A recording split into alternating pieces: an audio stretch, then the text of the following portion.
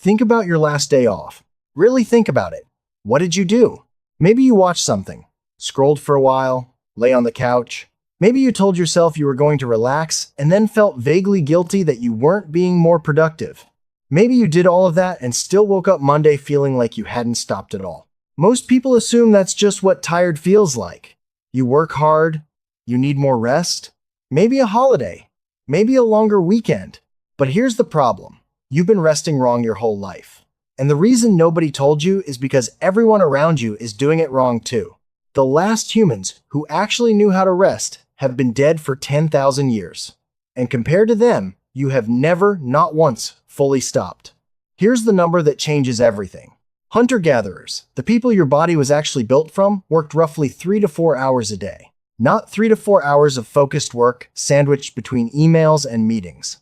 3 to 4 hours total. Finding food, making tools, building shelter, then they stopped. Because the work was done.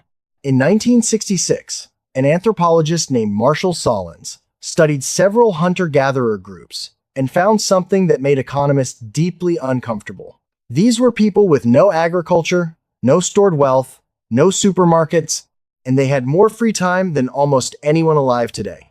Sahlins called them the original affluent society.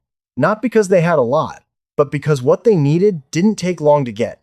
Now, before you say, but their lives were short, brutal, dangerous, you're right. They were. Predators, disease, injury, real threats, every day. But here's what those threats didn't do. They didn't follow you home. When the hunt was over, it was over. When the food was found, there was nothing left that needed doing. The threat existed out there, not in your head at 11 p.m. while you're lying in the dark trying to fall asleep. The work had an end. Yours doesn't. So what did they do with the rest of the day? Anthropologist Wiessner spent years recording the daily life of the Jew, hoansi, in the Kalahari Desert. What she found during those empty hours wasn't boredom, wasn't restlessness, wasn't the compulsive need to fill the silence with something. People sat, they talked, they watched the fire, they did nothing, slowly, and with no sense that they should be doing something else instead. Picture that for a second. Sitting somewhere, nothing in your hands, no screen, no task queued up behind this one, just watching the light change, thinking about nothing in particular. When was the last time you did that? Not lying on the couch with something playing, not sitting at dinner with your phone face down next to your plate, which your brain still knows is there, not scrolling without meaning to, just sitting, doing nothing, completely. Most people genuinely can't remember. Some have never done it as an adult at all. And the reason isn't that you're bad at relaxing. The reason is that what you reach for when you want to rest, every single thing, isn't actually rest. Not the way your body understands it. Here's the part nobody tells you. Your brain has two modes. There's the active mode focused, task-oriented, solving problems. And there's what scientists call the default mode network. It's what switches on when you're not doing anything in particular. Daydreaming. Staring out a window. Letting your mind wander without direction. This isn't your brain going offline. It's your brain doing a different kind of work. Consolidating memories. Processing emotions. Making sense of things that happened. Quietly repairing things that got worn down during the day. Your ancestors spent hours in this mode every single day, without trying, without a mindfulness app telling them to. You almost never get there. Because here's what blocks it. Screens. Not because screens are evil, but because they are specifically, precisely designed to keep your brain in active mode. Every notification, every cut, every autoplay, every scroll that loads something new before the last thing has finished landing. All of it holds your attention in a low-grade state of engagement that never crosses into actual rest. In 2012, a neuroscientist named Matthew Killingsworth published research showing that a wandering mind is an unhappy mind. But here's the detail that gets left out. The mind he was measuring wasn't wandering freely. It was being constantly pulled back to something. That's not the default mode network. That's active mode with nowhere to land. You're not resting when you watch 3 hours of television. You're just doing a quieter version of work. Your body knows the difference, even when you don't. And then there's what stress actually does to you. In 2014, researchers at the University of California measured cortisol, your body's main stress hormone, in people watching dramatic television. Not horror, not news, drama. The kind of thing people put on specifically to unwind. Cortisol went up. Your brain cannot fully distinguish between watching something threatening and experiencing it. The body responds to the screen the same way it would respond to the real thing. Slightly, partially, but enough.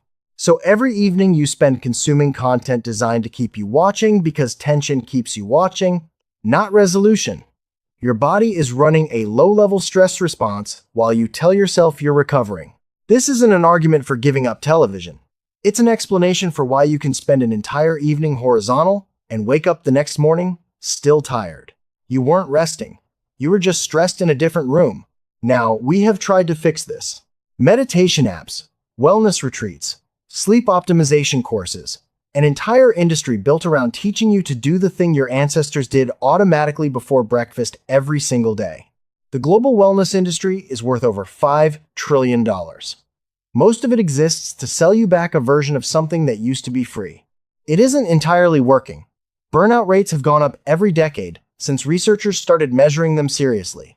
The more tools we build to help people rest, the worse the numbers get. Not because the tools are useless, but because you can't app your way out of a structural problem. The structure is the problem. We built a world where work never fully ends, where silence feels like falling behind, where the one thing your nervous system genuinely needs to stop, completely, with nothing waiting on the other side, has no natural place to occur. Your ancestors didn't have to schedule rest. They didn't have to protect it or defend it or build a practice around it. It was just what happened when the work was done. The work is never done now. So what do you do with that? The honest answer is that nothing fully replaces what was lost. A 10-minute meditation won't give you what 2 hours of sitting at the edge of camp used to. A weekend in the countryside helps, but it doesn't fix the week you came from or the one you're returning to. But something shifts when you understand what's actually happening. That bone-tired feeling you wake up with, sometimes the one that 8 hours of sleep didn't touch. It's not you failing at self-care.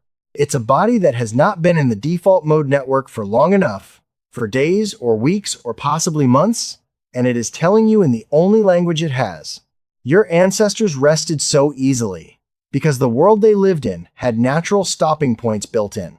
Darkness, finished food, the fire burning low. You don't have those anymore. You have to build them yourself. Small ones. On purpose. Not because a wellness brand told you to, but because your body is running the same software it ran 30,000 years ago in a world that was designed for everything except letting it stop. The irony of this video, taking up your time to tell you to do nothing, is not lost on us. So what should you do now? Honestly, turn off this video. Go sit somewhere with nothing in your hands. No phone. No podcast. Just you and whatever's in front of you. 5 minutes. Your ancestors managed 2 hours. But 5 minutes is a start.